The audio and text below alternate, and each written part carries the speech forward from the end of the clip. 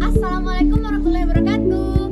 Kami dari kelompok 4 semester 3 dari ruang R003 akan menjelaskan tentang ketidakmampuan berbahasa.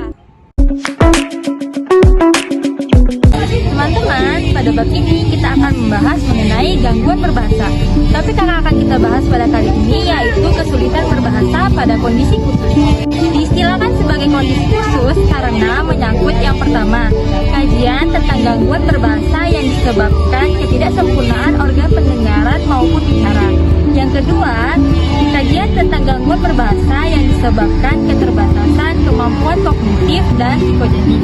Dan yang ketiga, kajian tentang gangguan berbahasa yang disebabkan ketidakmampuan mengolah informasi secara linguistik.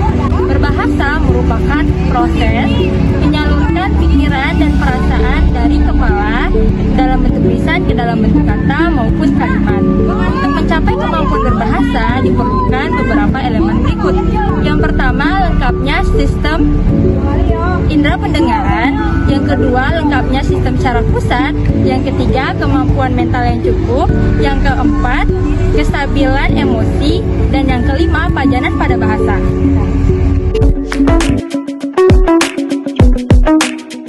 Selanjutnya, kita akan membahas apa sih dampak dari gangguan berbahasa. Gangguan berbahasa berdampak pada dua hal. Yang pertama, lambat dalam pemerolehan bahasa. Sebagai contoh, anak berusia 5 tahun yang memiliki kemampuan berbahasa yang setara dengan anak usia 2 tahun.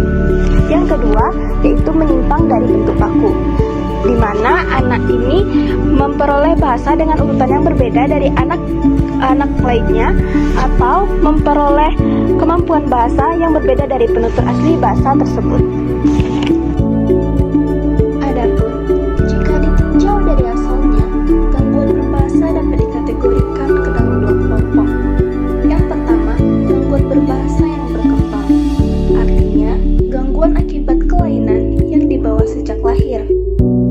Dan yang kedua, gangguan berbahasa yang diperoleh, artinya gangguan akibat operasi, stroke, kecelakaan, atau penuaan. Gangguan berbahasa secara biologis. Gangguan berbahasa secara biologis disebabkan ketidaksempurnaan organ. Contohnya yaitu yang dialami tunarungu, tunanetra, dan penyandang gangguan mekanisme berbicara. Yang pertama, gangguan akibat ketidaksempurnaan organ. Pada penderitaan tunarungu, pendekatan modern yang digunakan untuk mendidik tunarungu memprioritaskan pada pengajaran bahasa isyarat. Dengan menggunakan bahasa isyarat sebagai bahasa ibu, tunarungu kemudian memahami bahasa lisan dan tulisan sebagai bahasa kedua. Kemampuan anak tunarungu memahami bahasa isyarat sama cepatnya dengan kemampuan anak normal belajar bahasa. Bahkan, kemampuan memproduksi ujaran pada anak tunarungu justru lebih cepat dibandingkan dengan anak normal. Kemampuan anak tunarungu memahami bahasa isyarat sama cepatnya dengan kemampuan anak normal belajar bahasa. Bahkan, kemampuan memproduksi ujaran pada anak tunarungu justru lebih cepat dibandingkan dengan anak normal. Mengapa demikian? Bahasa isyarat tidak membutuhkan jeda nafas untuk berpikir dan tidak membutuhkan pembedaan mekanisme artikulasi organ bicara sebagaimana bahasa lisan. Secara umum,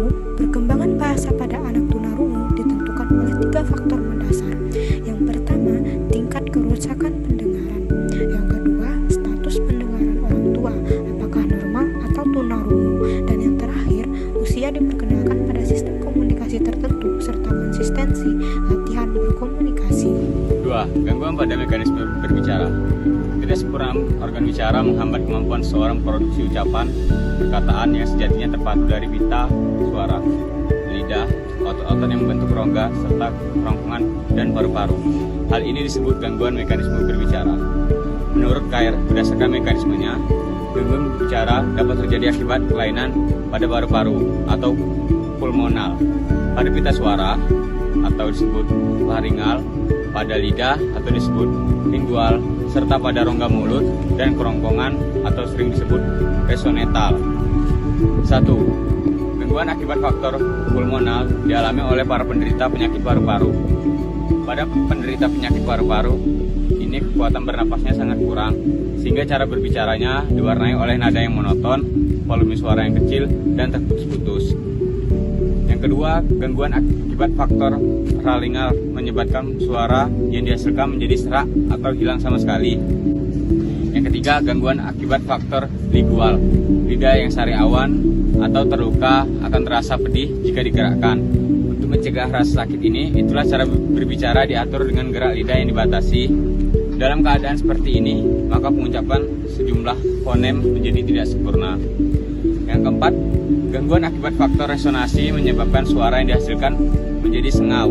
Misalnya ini diderita oleh orang sumbing. Selain itu, juga terjadi pada orang yang mengalami kelumpuhan pada langit-langit lunak atau velum. Selanjutnya ada gangguan berbahasa secara kognitif. Gangguan berbahasa secara kognitif terbagi menjadi 4, yaitu sebagai berikut. Yang pertama ada demensia. Istilah demensia mencangkup diagnosis yang luas sebagai simptom dari kemunduran intelektualitas akibat perubahan jaringan sel di otak.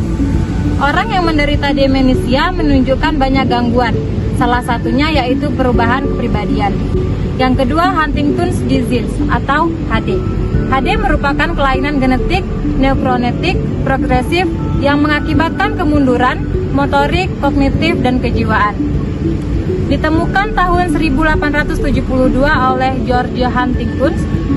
Identifikasi HD nampak dari hilangnya kemampuan berjalan, berbicara, mengingat, dan kemandirian. Ditemukan tahun 1872 oleh George Huntington, identifikasi HD nampak dari hilangnya kemampuan berjalan, berbicara, mengingat, dan kemandiriannya. Nah, yang ketiga ada schizophrenia. Schizophrenia adalah gangguan berbahasa akibat gangguan berpikir. Dan yang terakhir, yang keempat ada depresif. Depresif yaitu orang yang tertekan jiwanya, tampak dari gaya bahasanya dan makna curah verbalnya.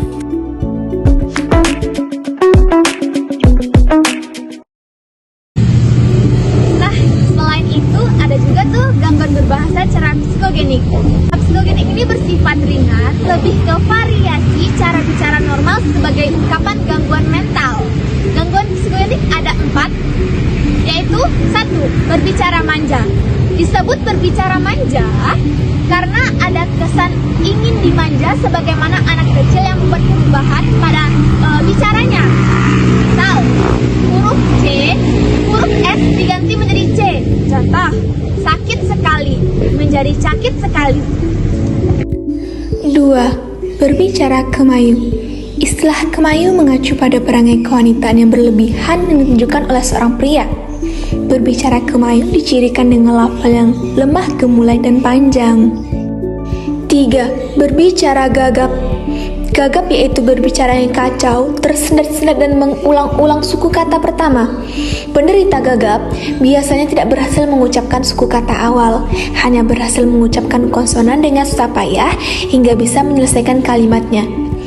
Gagap termasuk disfasia ringan yang lebih sering terjadi pada kaum laki-laki remaja.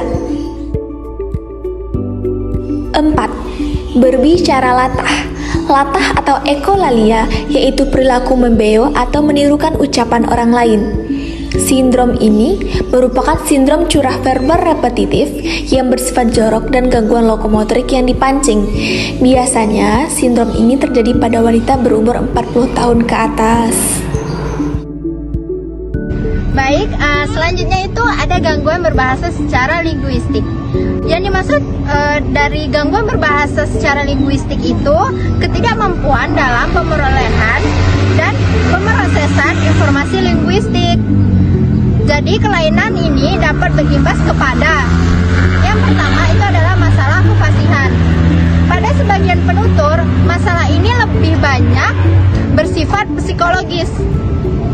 Misalnya yang terjadi pada orang-orang yang gagap dan latah. Yang kedua itu adalah masalah bahasa tulis atau aleksia atau bisa juga dikatakan disleksia. Masalah ini dialami oleh penyandang aleksia. Aleksia atau yang lebih populer disebut disleksia merupakan gangguan berbahasa yang menyebabkan kesulitan membaca, menulis, atau mengolah informasi linguistik secara tertulis. Berdasarkan jenis kesulitan yang dialami penyandangnya, khususnya pada orang dewasa, disleksia terbagi menjadi beberapa jenis. Jenis pertama ada aleksia agrafia dengan karakteristik penderita mengalami kesulitan melabel nama. Sebagai contoh, mengetahui bahwa pensil fungsinya untuk menulis, tetapi tidak dapat menyebut kata pensil. Kemudian, dapat berbicara spontan, namun seringkali membuat kesalahan. Contohnya, melari untuk kata lemari. Kemudian ada kerusakan jaringan otak. Terdapat pada lobus parietal di sisi kiri otak. Kemudian tidak dapat membaca sehingga tidak mampu menulis apapun. Selanjutnya ada penderita kebingungan membedakan angka 3 dan 8 kiri dan kanan, right and left disorientation. Selanjutnya pada beberapa penderita juga mengalami finger agnesia, yaitu kesulitan mengenali jari-jari. C. Aleksia afasia. Ciri yang menonjol yaitu kesulitan berbahasa sehingga kemampuan membaca dan menulis terkendala. Ketika berbicara sering keliru dan tidak dapat dipahami orang lain. Biasanya disertai dengan gangguan sensori dan kelumpuhan di sisi kanan. Berbeda halnya dari aleksia agrafia dan aleksia murni. Penderita aleksia afasia tidak mengalami penyempitan lapang pandang kanan, namun gerakan bola matanya tidak beraturan.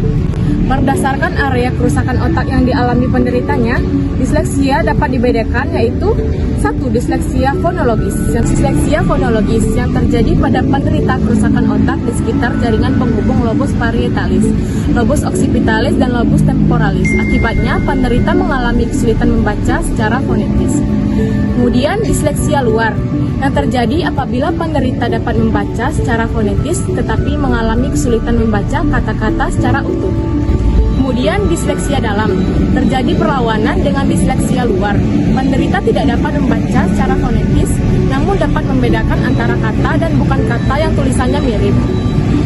Kemudian disleksia perkembangan yang terjadi pada anak-anak yang meskipun memiliki tingkat intelijensi normal, kemampuan membacanya terkendala. Ciri-ciri disleksia ini mirip dengan disleksia luar yang diderita oleh orang dewasa.